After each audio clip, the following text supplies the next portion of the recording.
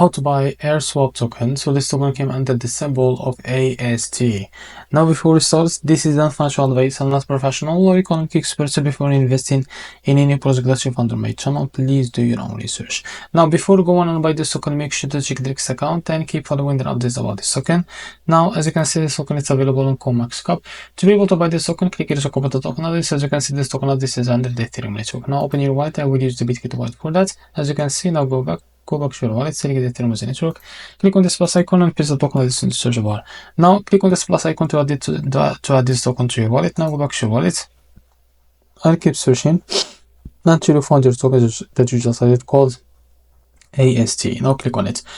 Now here click on swap, switch from here. From the top you can select the token that you want to buy with, for example USDT, and here you can type how much you want to buy.